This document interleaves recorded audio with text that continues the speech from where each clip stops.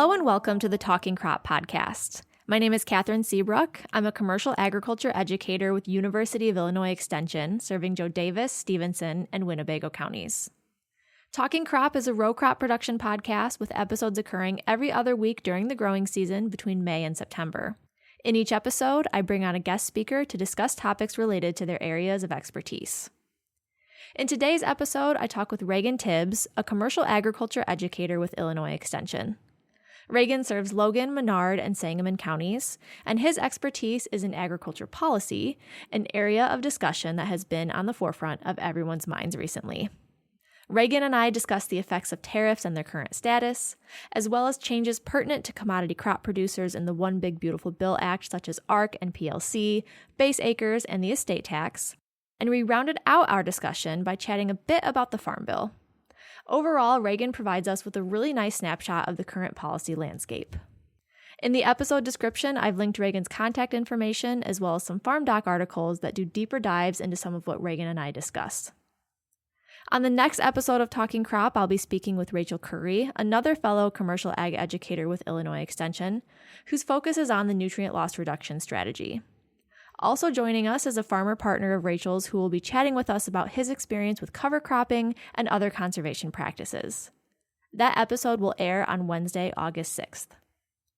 And now, please enjoy this episode of Talking Crop, Ag Policy Snapshot, Tariffs, the One Big Beautiful Bill Act, and the Farm Bill with Reagen Tibbs.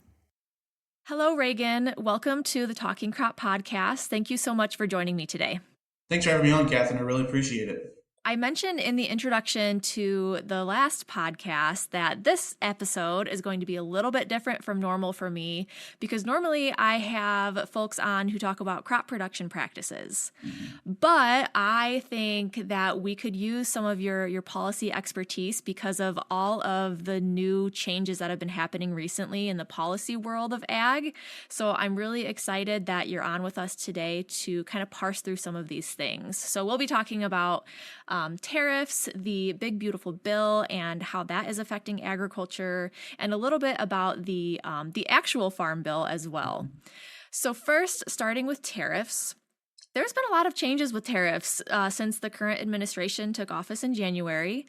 So I think it's important for us to kind of muddle through the weeds on that one. But before we get into that, can you first explain how tariffs impact American agriculture? Well, tariffs impact not just agriculture, but basically our entire economy, right? So tariffs, we apply them on goods that we either bring in from countries, which we call imports, or goods that we send out to other countries called exports. Generally speaking, kind of the logic or the reasoning behind why a government would impose tariffs is mostly to protect domestic industries. That's usually the biggest reason why. So, for example, if we're trying to protect our lumber industry, we're then going to impose a tariff on lumber that we import from Canada or from other countries in order to give our domestic producers a chance to get into the market or to at least have a bigger share in the market. The other reason, and one of the more kind of proven ways that tariffs work, is they do generate revenue for a government. Now, how much they generate is up to kind of what the tariff rate is set at and how much that product is imported or exported. But with agriculture, it definitely, there's kind of a twofold part to it. One is that everybody uses agricultural products, whether they know it or not. And so tariffs on agriculture can really have an impact on the producers in terms of it can make the products they're using more expensive. So, for example, we import a lot of fertilizer. And so if we're putting an import tariff on products from a certain country or even on fertilizers themselves, then that could see the price of fertilizers go up. And then that in turn increase our cost of production and then makes our margins a lot tighter. Also, too, it can make prices in the grocery store go up. So let's say we decide to impose a tariff on beef imported from Mexico because a lot of our processed beef in the United States comes from outside the country. That can then lead to prices at the grocery store going up, whether you buy it at Walmart, Sam's Club, Hy-Vee, whatever your grocery store of choice is. If they're getting it from a large scale packer that's based outside the United States, then they're going to see more, then they're going to have to pass that cost along to the consumers as well. So tariffs really impact not just the producers in agriculture, but also the consumers, which is everyone. And what about, you mentioned how tariffs could potentially increase input costs, Mhm. but how do they affect crop prices? Yeah, so a prime example is kind of what we see right now since the 2018-2019 trade war. So during that trade war, the US and China were going back and forth with each other. It seemed like every day, China would say, we're going to limit, our price, how much we're bringing in of US soybeans. And then the US says, well, we're going to put more tariffs on you. And then it just went back and forth like that forever. In that aspect, when we lose access to one of our key markets for soybeans in China, obviously then we have to find other places for our soybeans to go, whether it's on the international market or domestically. So that can certainly change the market. That can certainly change the market. Whether we're trying to go to a different country or a different region of the world to sell our soybeans, or if we're trying to use it here domestically for crush or for feeding or whatever other purposes.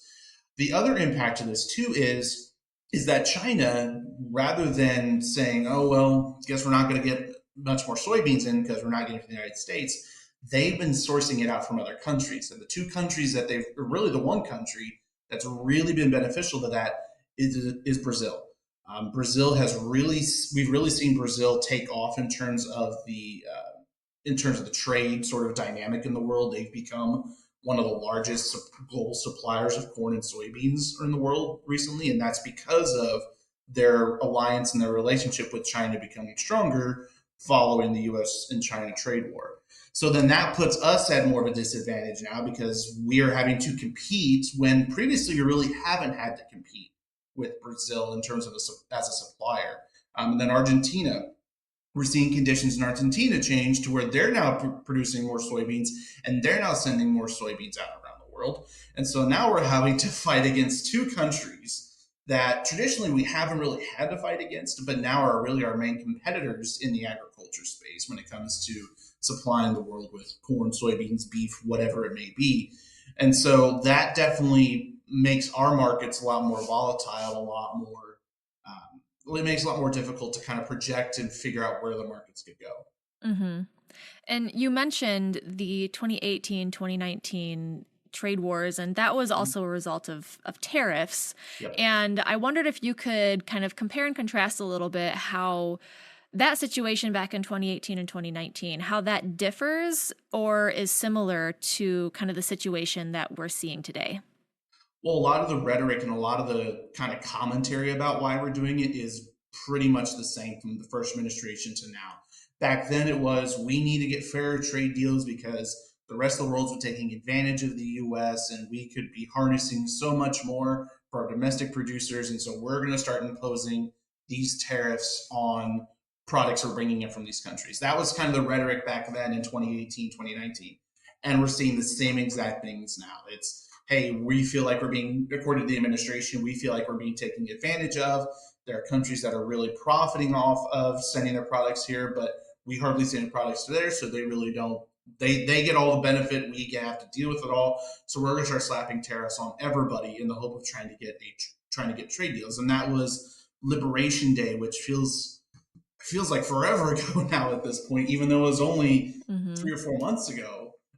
That was the purpose behind Liberation Day was, hey, here are the tariffs that we're going to start imposing on all these other countries, whether we're close allies or not. We're going to start slapping tariffs on you if you don't start giving us favorable trade deals. And we've seen some countries kind of respond to that. The UK, I think, has been the biggest one that has responded to that. And with the UK, it's been different now they're outside the EU. I know earlier this week and last, there were talks about a renewed trade war with the EU, with Canada. China is still kind of lingering out there. There's a lot going on with trade right now. And I think part of that is because this administration feels like that we should be getting a fairer deal in terms of trade, but we're seeing the impacts of that in agriculture pretty substantially. And you mentioned just now about kind of how the status of things with us and these other countries are. Mm-hmm. I think there was a deadline of July 9th where the tariffs were paused or at least lessened for a little bit. That was recently extended, wasn't it? I think so. For some countries, it was, especially if they were kind of involved in negotiations with the U.S. They kind of said, "Okay, fine, we'll let these continue on." Hmm. But definitely, yeah, there was that deadline, and I think, like I said, I don't know which countries met that deadline or which countries had that deadline extended. But yeah, Sure. there was part of that Liberation Day was we're giving you until this day to get a trade deal with us, or at least start negotiating a deal with us, and if not, then we're slapping all these tariffs on you. And another thing to consider with trade is that trade now is much more different than what it was even post World War II, because now we are in a situation where we have the World Trade Organization, and the WTO has specific rules as to how you can apply tariffs, because any country that's in the WTO, which is most countries in the world, have to give each other what's called most favored nation status. Basically means that you have to kind of be favorable and be reasonable when you apply tariffs or other what are called technical barriers to trade. So that could be anything from, like I said, tariffs, but also can include protections from preventing certain products from entering the country on like biological grounds. So, for example, in the U.S., we tend to prevent people from bringing in, kind of fruits and other things like that from other countries because we don't want invasive species to get into the United States, right? But that seems to have kind of flown out the window. And the problem with the WTO, like many other international organizations, whether it be the United Nations or anything like that, is they really don't have an enforcement mechanism. You can lodge a challenge with the WTO, but that process can take years to fully figure out and to fully flesh out what's going to be. And at the end of the day, the country that, let's say the WTO says, United States, you are wrong here, you have to lift these tariffs or you have to revise this policy, that country could say, no, they don't have to. That's the problem with the WTO, is that there's hardly any enforcement mechanism to this. And so while that is there and while it's designed to try to make trade more fair and equitable around the world, it does have that issue of enforcement. Sure. Yeah, I didn't know that about the World Trade Organization. That's interesting. Yeah, you can take whole classes on kind of global trade and how the WTO impacts things like that. And it's like I said, from where we were at kind of post World War II, kind of morphed into the World Trade Organization in the mid 1990s. And then people have kind of said, oh, well, the WTO has basically faded into irrelevance. That's some of the arguments that are out there about it. But it's definitely, if it were a perfect world, the WTO would be the one kind of mediating these trade disputes between these countries rather than the two countries just battling each other. Going back to that, comparing and contrasting to 2018 Mm-hmm. and 2019, the status then. Back then, the USDA provided over $25 billion in income support payments to farmers as a result of kind of the turmoil that ensued. And do you know, is there any indication that something similar would be repeated now? Or do you happen to know what would need to occur for this to potentially happen again? Well, with those payments that occurred in the 2018-2019 trade war, that came out of an act of Congress. So it wasn't just the USDA saying, here's billions of dollars to support farmers. That had to get authorization from Congress. And so with Congress having recently just passed the One Big Beautiful Bill, I don't really know what could happen. I mean, yes, if the trade war continues to get worse, and if market prices continue to get softer and softer, I mean, I think we've just seen new crop soybeans dip below $10, and new crop corn is dipping right at $4. Mm-hmm. If prices continue to get worse, then the USDA might try to come up with some type of program to alleviate all those pressures. But we don't know. That's the thing, is with how volatile politics even is these days. One day we could be thinking about one policy approach, and then the next day or the week after, we've abandoned that approach and we've gone to a different thing because somebody in Congress or somebody in the administration thinks, no, I want to do it my way, and then things change. Yeah, unfortunately, there is just a lot of speculation on some of those things right now. But fortunately, there are some things that are a little bit more concrete, shifting towards that Big Beautiful Bill Act, and it's getting passed recently. There were some very specific things in there that directly impact agriculture, and I wanted to chat about those. So the first being the changes to price loss coverage, or PLC, and agriculture risk coverage, or ARC or ARC.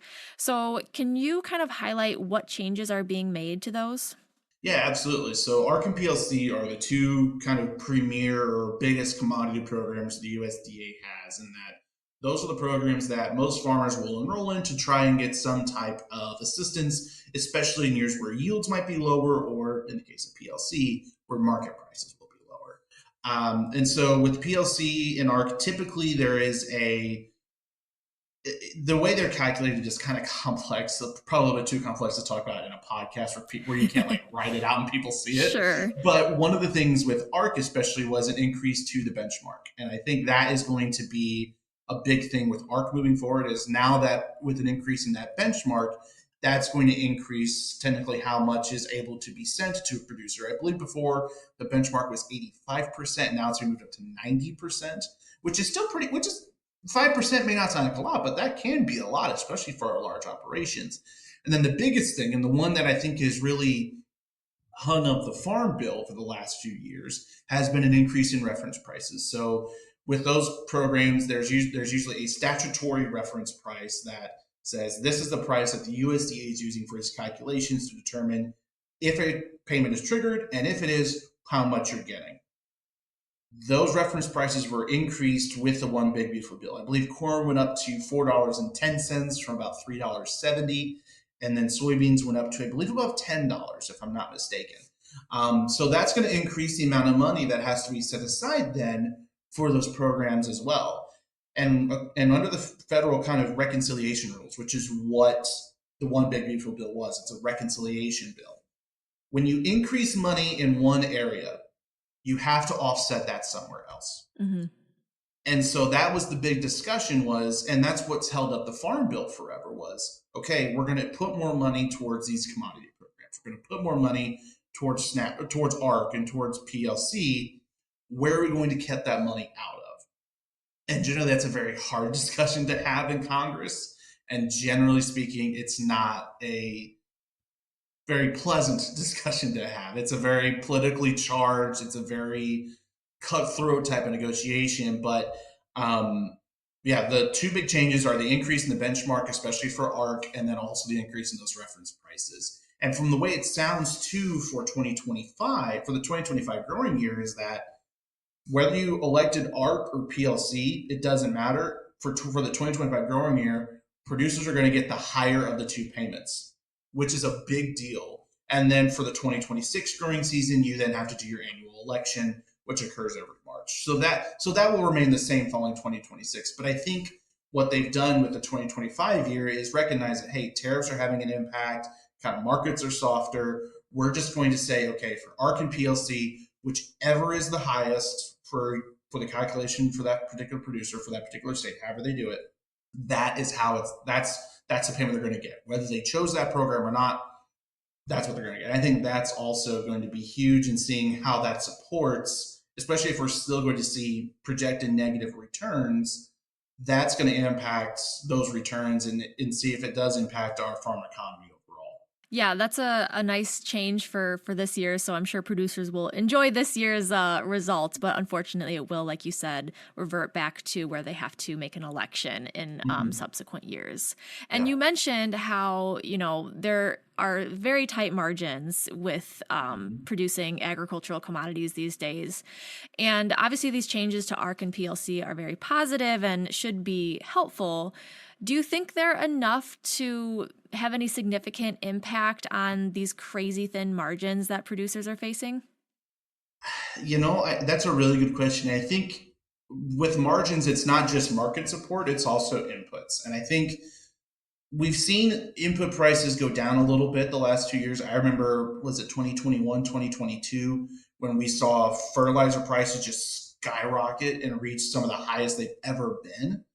Especially for like ammonia, like those prices were astronomically high. And they've come back down a lot since then, but they're still higher than what they kind of were before kind of that COVID era, if we want to call it that. I think they'll help to some extent. They'll provide some support, especially for those kind of smaller scale producers where the margins are a lot tighter, right? Where with our larger scale producers, you have a lot of opportunity to make that income from somewhere else. You have a lot more acres, be able to spread out your costs a lot more. It's our smaller scale producers, I think, are going to feel much more of a pinch if with tighter margins and with higher input prices, I think they'll, like I said, I think they'll help a little bit, but I think the real thing is input prices. If input prices don't soften at all, and then if we also see market prices remain pretty soft, if we still see corn hovering around $4, if not below, and soybeans hovering below $10, that's going to make this a lot harder. Doesn't matter what scale you're at. So I think they'll help a little bit and they'll provide some immediate assistance. But in terms of long-term assistance, I'm not sure how effective it will be. Yeah, you made some good points. I think they're a helpful aspect, but they're only one aspect of many that producers have to juggle when it comes to margins. So until those other things kind of get in line, then unfortunately we probably will see those thin margins. And that's a difficult thing to do with policy. Is with policy we try to address everything at one time, but at some point in time it's only feasible to just focus on one aspect of a solution. So I think with the changes to ARC PLC, they're trying to fix that one aspect and at least provide some type of immediate lifeline support. But long term, there's going to have to be, I think, some other external factors other than policy changes that are going to need to happen in order for there to be a lot of support for the ag community. So another change that was made in the Big Beautiful Bill Act is a change in base acres, which from what I understand is kind of a big deal. So Can you talk about the concept of base acres and kind of why it's a problem or can be problematic if a farm has more planted acres than base acres? So the idea behind base acres is that, so the best way I can describe it is give an example. So let's say I'm here in Logan County in the center part of the state, and I have 1,000 acres overall. But some of those acres are not in a covered commodity. Let's say I keep 100 of them in pasture land. I raise cattle, I do whatever with it. I keep it in pasture, keep it in CRP, conservation, whatever. It's not in a covered commodity. And I think there are about, I think it's like 23 different covered commodities under the Farm Bill and under agricultural programs through the USDA. And so the other 900 acres, though, those are in a covered commodity. Let's say I keep 400 in corn and 500 in soybeans, and then I rotate those out every year. I can come to the USDA office, and when I sign up for ARC or PLC, they'll ask me to enroll my base acres, and that will be those 900 acres of a covered commodity that I'm eligible to enroll. Now, I don't have to enroll all of them. The thing with base acres is that a producer does not have to enroll every single acre that they have. They can choose which ones they enroll and which ones they put into these programs and designate as base acres. I mean, there's definitely some situations where, like I said, you cannot enroll them in base acres. Like I said, pasture land is exempt. Like pasture land is not eligible to be in base acres, or there are some type of crops that are not eligible to be in base acres. So that's a preventative thing. But in terms of a negative, I mean, I think it's just kind of the preference of the producer.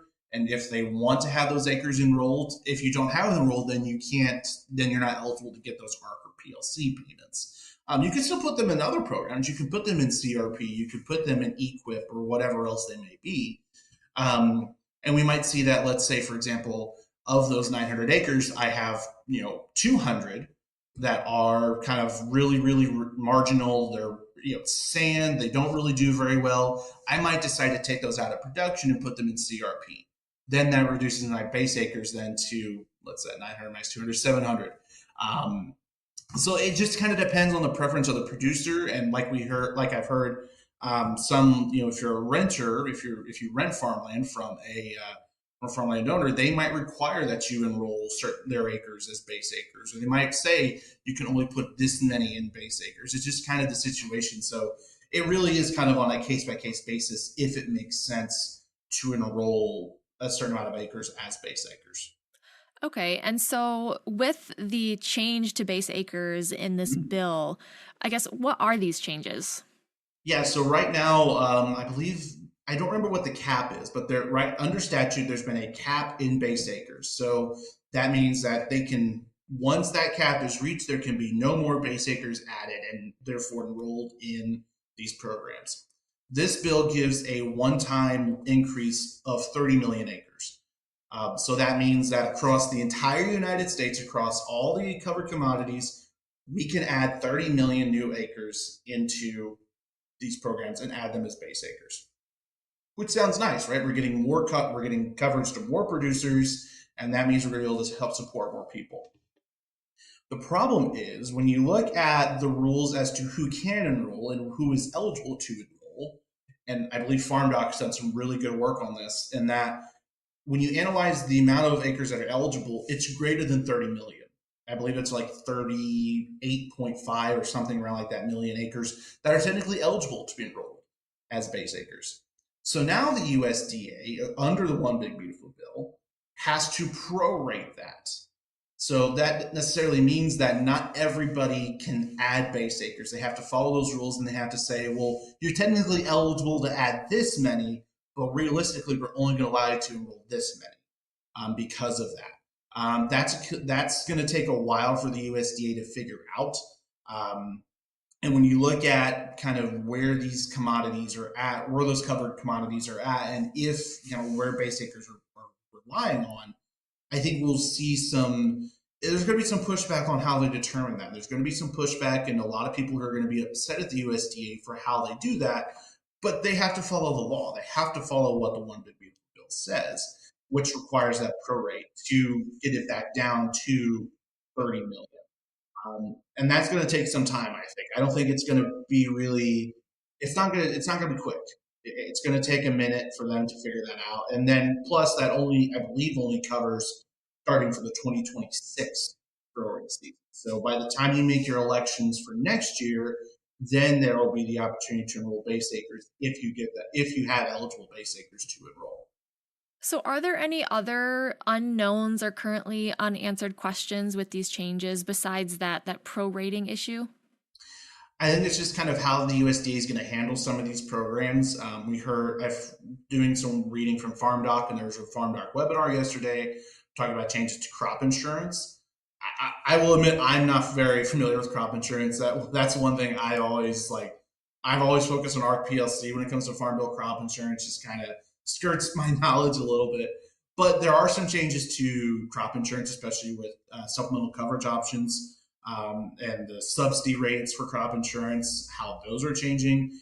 And I think with the base acres, the USDA's got a lot to figure out here. They've been given this plethora of things from the One Big Beautiful Bill that they have to implement, not just in production agriculture. There are a whole lot of other things they have to work on that are outside of just these commodity programs. And so I think the USDA has got a lot on their hands. And I think what's important to keep in mind is that farmers need to keep in touch with their FSA office, because their FSA office or the USDA office will let them know when things will change, whether they'll probably send a letter. That's typical government fashion. They'll send you a letter. But there's no harm in calling the USDA office and saying, hey, what's kind of the status? And they'll probably tell you, we don't know yet. We'll have something out. And I'm sure whenever the USDA does figure stuff out, they'll put it out there on social media or whatever the media scapes there are. But it's going to take some time for the USDA to figure all this out, because, like I said, they've been given a laundry list of things that have been changed now that have been pretty much the same for realistically since 2014. And so now they're having to change pretty much all of it. It's going to take a while to figure out. Sure. And so with these changes, what is your call to action for producers with these base acre changes? What should they do? What next steps should they take to potentially take advantage of this? Like I said, definitely kind of keeping in touch with what's going on, whether that's through your FSA office or just kind of keeping an eye out through the USDA, what changes are being made. That's the biggest thing, because as soon as you can know about it, then you can start to make those decisions for your operation, and just kind of seeing where you're at. Do you have acres that you could enroll in base acres, or does it make sense to, they're not in base acres now because of this reason. Okay, maybe we keep them out, or maybe we enroll them in a different program like CRP. And we'll talk about that, I'm sure, with the Farm Bill later on here.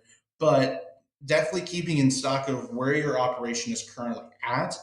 And then once the USDA does decide to, whatever they decide to do, then seeing how that can tie into your operation and how you can make those changes. But definitely keeping in touch with your FSA office and with kind of what the USDA is doing in general, whether it's through social media, seeing it on the news, whatever it may be.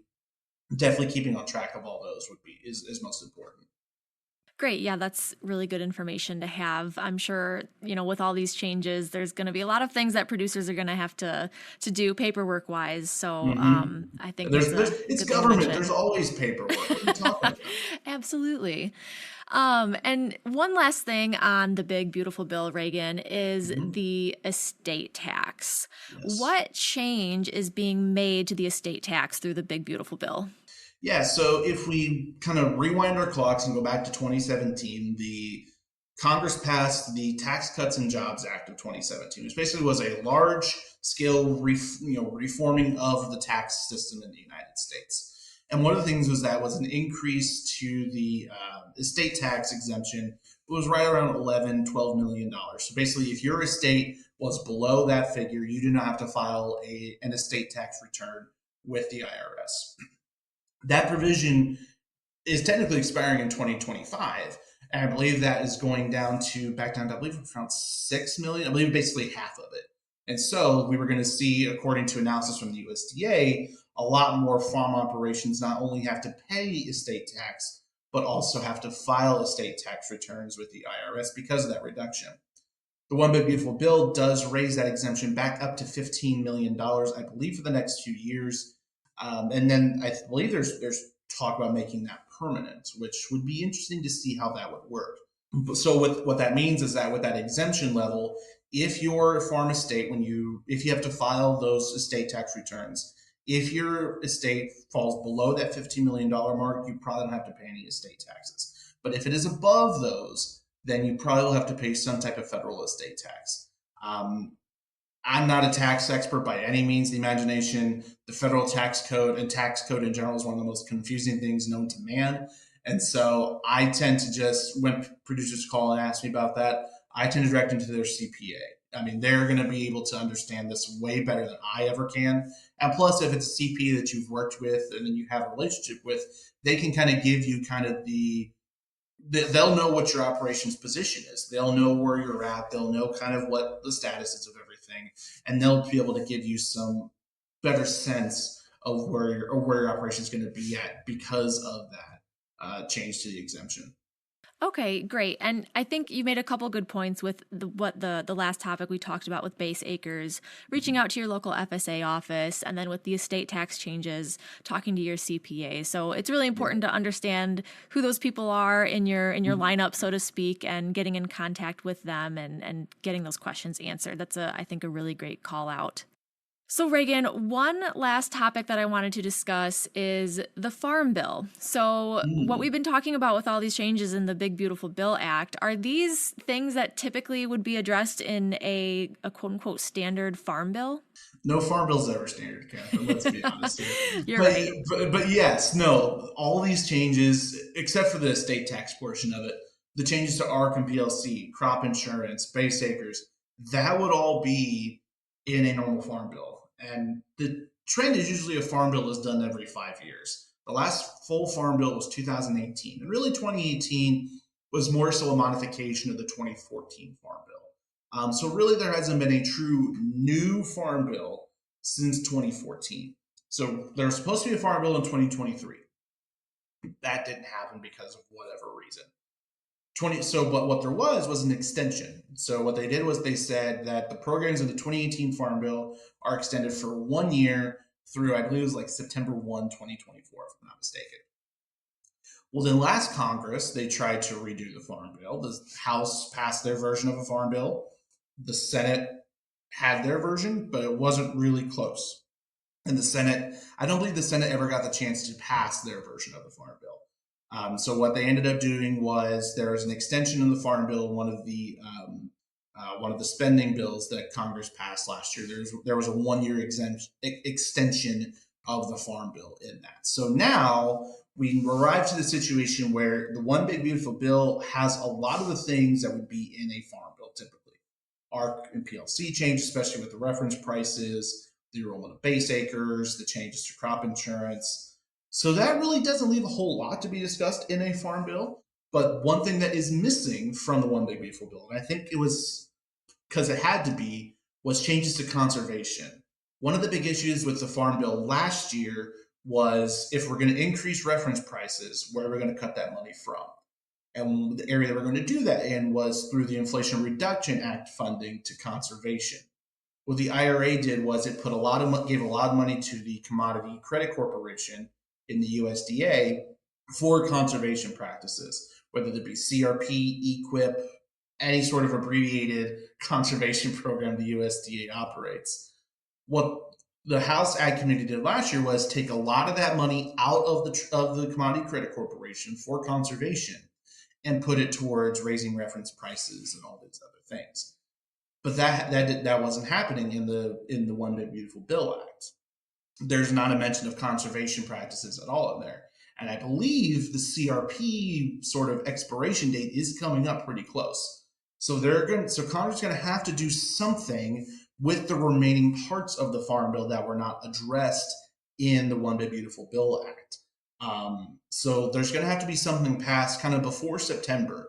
But when you've just passed a bill that was purely on party lines, that was as controversial as it was, now you have to bring up a bill that probably is going to make more cuts to conservation and reduce more funding from the IRA for conservation. That's probably not going to be very popular either. And so the political sort of landscape for that is going to be very, very difficult to get done before, generally speaking, if something's not done kind of before August, unless it's super, super important, Congress is really going to return to it. Congress tends to take the entire month of August off as a summer break. Wouldn't it be nice, right? If we all at work just say we take a month off, but Congress gets to do that because they're special. So with Congress taking basically most of August off, we could potentially see there being a last minute kind of rushed version, a skinny farm bill is what a lot of people are speculating, that addresses conservation and a few other aspects of it within the USDA and through other programs. But it'll be interesting to see if there's actually the support and the willingness to do that, and if there's going to even be bipartisan support for doing that. Generally speaking, when you have a controversial bill, you only get partisan support. But for something like conservation funding and any other changes that are left, those tend to be more bipartisan. But it'll be interesting to see if that landscape still exists after the passage of the One Big Beautiful Bill now. There's a lot of wait and see, I think, is a lot of the theme that I'm noticing here throughout our conversation. Typical with federal government, hurry up and wait. That's that's usually, hey, we're going to do this thing, but it's going to actually take effect 5 years from now. Sure, that's generally how the federal government tends to operate. And that's usually how the Farm Bill operates, too, if you think about it. Mm-hmm. What they're saying is that for the next however many years, that starting in 2026, this is how it's going to be for the next 10 years on. That's usually how a Farm Bill works. It's not just this is what it is for the next 5 years, because that already has to be planned out physically. They already have to have the money set aside. They have to plan all that out ahead of time. So that makes it even more difficult when you're trying to project 10 years down the road. How much money are we going to have to spend on CRP, EQIP, all those other types of programs? Well, Reagen, I'm really glad that we got the chance to talk about all of this. Like we've been saying, there's been a lot of changes, and I think it's probably helpful for folks to be able to parse through it. And as I said in the beginning, I normally don't talk about policy on Talking Crop, but all of these policies and these changes directly affect crop producers. So absolutely. I'm very glad that you were able to help us to walk us through it. So thank you so much for joining me. Yeah, I appreciate you having me on and letting me nerd out a little bit. Normally when people ask me policy questions, they get scared because I tend to talk a lot. And so the fact that you let me talk about it is pretty impressive, pretty brave on your part. But seriously, though, thanks for having me on. I really appreciate the opportunity.